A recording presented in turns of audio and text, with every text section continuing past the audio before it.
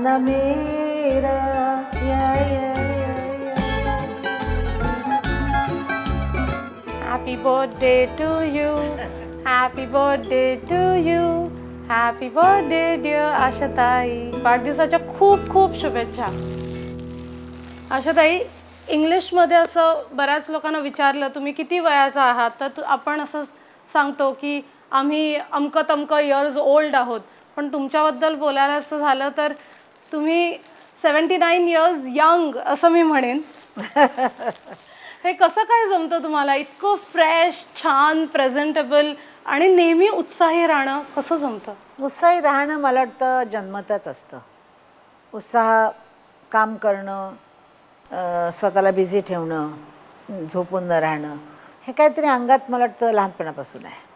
मला आमची आई झोपायची दुपारची, सगळ्या बायका झोपतात जेवल्या की, तर सगळ्यांना सांगायची झोपा म्हणून दुपारी, कारण कटकट करू नये, त्यांना उठवू नये म्हणून. आणि मी एकटी फिरत राहायचे आणि मी तिला उठवत राहायचे, हां, की झोपू नकोस, मला कंटाळा येतो, तू उठ. नाही तर मग सगळ्या वाडीभर उड्या मारत फिरायचे, सगळ्या वाडीभर फिरायचे. मग मी कधी झोपायचे नाही. रात्रीची झोप तेवढीच, त्यानंतर परत झोपायचं नाही. पण म्हणजे खूप मस्तीखोर होता तुम्ही का? कसं? मस्तीखोर होते, मस्तीखोर होते. सगळ्या गावातल्या म्हणजे ताळीतल्या मुलांना सगळ्यांना पकडून आणायचं, सगळ्यांना कोणाची केस विंचर, कोणाला न्हायला घाल, कोणाला काय, काहीतरी उद्योग चालू ठेवायचे. पण याआधीचे तुमचे वाढदिवस कसे होते? म्हणजे लहानपणीपासूनचे वाढदिवस आणि आत्ताचं बदललेलं स्वरूप किंवा सेलिब्रिटीचा एक वाढदिवस एक वेगळं स्वरूप असतं. कसे बदलत गेले हे वाढदिवस? काय माहिती आहे का, आता मोठ्या माणसाने केक कापणं हे काय फारसं सुंदर दृश्य नसतं. 80 बत्त्या लावायच्या, विजवायच्या आणि मग सगळी थुंकी टाकत त्याच्यावर आई गं, थुंकायच्या आणि मग त्या कापून खायच्या. बॅक्टेरिया मला आवडत नाही अजिबात, पहिल्यापासून आवडत नाही. मुलांना देतो आपण आणि मुलांनी कापलेला केक खाणं गोष्ट वेगळी. त्या मोठ्या माणसांनी एवढा मोठा केक कापायचा मला स्वतःला पटत नाही. पण आपल्याकडं आणि प्रकार छान आहेत की आईनं दिवा तयार करायची, चांदीच्या ताटामध्ये याचे दिवे ठेवायचे आणि हां, आणि सगळं दिवेसुद्धा पिठाचे असायचे, हाताने पिठाचे केलेले दिवे. आणि मग ती पाटावर बसवून दिवा करायची की तुम्हाला आयुष्य खूप मिळो. आणि मग त्यादिवशी घरामध्ये जशी ऐपत असेल, कधी खीर, कधी शिरा, असं करून खायला द्यायची. तर हा आमचा वाढदिवस होता. मग या वर्षीच्या वाढदिवसाचा काय प्लॅन आहे? यावर्षी मी, माझी 2 मुलं आणि माझी सून, आम्ही वेगळे आहोत एकदम. म्हणजे बॉम्बेत नाही, बाहेर चाललो आहे आम्ही. मुलांची परीक्षा संपल्याबरोबर आम्ही बाहेर जाणार आणि बाहेर जाऊन मग तिथं ज्या हॉटेलमध्ये असू तिथं रात्री जेवायला वगैरे जाऊ मुलांच्याबरोबर. मुलं केक कापतील, मुलं खातील.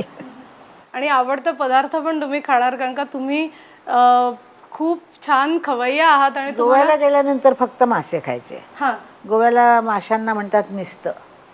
निस्तं पाहिजे, निस्तं म्हणजे माशाची आमटी, माशाचं सगळं. पण चांगलं कुठं असेल तरच, कारण मग गोव्यामध्ये पण 2 प्रकार आहेत. पोर्तुगीज त्या वेगळे प्रकार आहेत, आणखीन आपले हिंदू लोकांचे वेगळे. तर मला हिंदू लोकांचे जास्त आवडतात, कारण ते त्याच्यामध्ये व्हिनेगर घालत नाहीत, बाकी ते लोक व्हिनेगर घालतात. तर त्यामुळं मला गोव्याचे पदार्थ मी स्वतः करतेच, पण तिकडे गेल्यानंतर वेगळी मजा असते. दुसऱ्याने करून आपल्याला खाऊ घालणं हे जास्त आवडतं का स्वतः करून दुसऱ्यांना खाऊ घालणं हे जास्त आवडतं? कोणी आपल्याला काही दिलं खायला तर आवडतं की, पण आपल्या घरी आलं कोणी की त्यांना खायला घालणं, जेवण करणं, हा प्रकार मला स्वतःला आवडतं. आणि जेवणामध्ये सुद्धा मी जरा थोडीशी वेडी या बाबतीत आहे. स्वच्छता, जेवणाच्या घरातली स्वच्छता, आणि नखं वाढलेली नसली पाहिजेत. हात घालताना एवढी लांब लांब नखं, तर ती नखं बघितली की मी खात नाही. कारण ज्या बाईनं नखांनी पोळी केली असेल तर त्या पोळीच्या ज्यात नखांमध्ये गेलं असेल, किंवा एखादा हातानं कालवण्याचा प्रकार असतो, तर तो कालवताना नखं असली तर नखातली घाण जाणार त्यात. आणि बायका एवढे मोठी मोठी नखं लांब लांब ज्यावेळेला जेवण करतात ना, त्यावेळेला माझं नखांकडेच लक्ष असतं, जेवणाकडे असतं. बहुत करून त्याशी माझा उपवास असतो. अच्छा, वार कुठलाही असो माझाच उपवास आहे असं उपवास आहे. मला एक विचारायचं आहे की तुमचे इतक्या ठिकाणी हॉटेल्स आहेत, दुबईला आहेत, बहारीनला आहेत, कुवेतला आहे, त्या हॉटेल्सबद्दल सांगा ना. तिथे एक विशिष्ट प्रकारचा मसाला असतो आणि जो तुमच्याच अंडर युअर सुपरविजन असा तो बनवला जातो किंवा तुम्ही स्वतः बनवून मी पाठवता. मसाला इथून बनवून पाठवते आणि सगळ्या हॉटेलना रेस्टॉरंट्सना पोचतो तो मसाला दुबईतनं. दुबईत मुख्य पहिलं हॉटेल आहे, तिथून सगळीकडे तो डिस्ट्रीब्यूट होतो.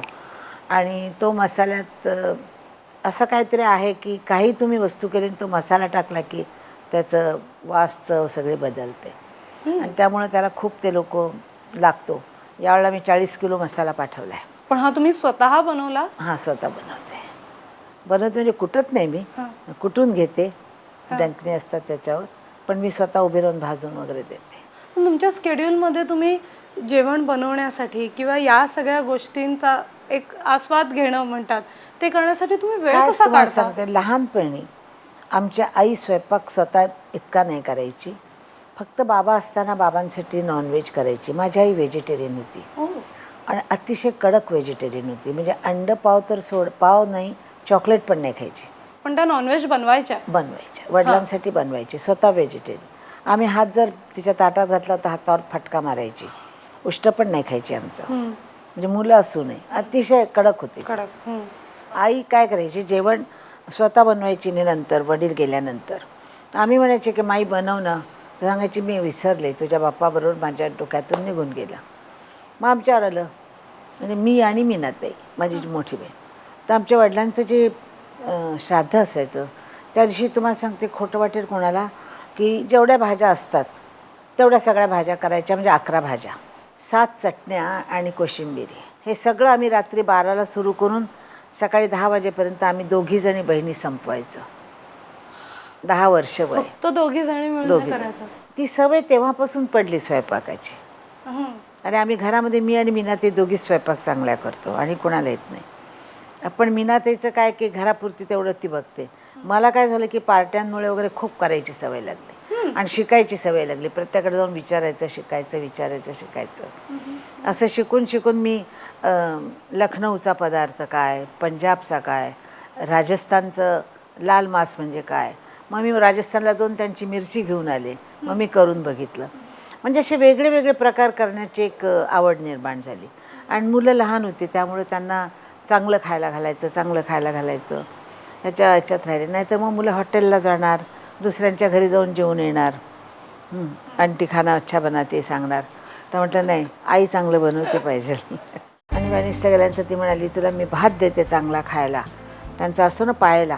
आता मी त्याच्याकडे बघितलं. मी काय केलं होतं, जाताना कोल्हापुरी तिखटाची चटणी एवढ्या डब्यात घालून पर्समध्ये ठेवून दिली होती.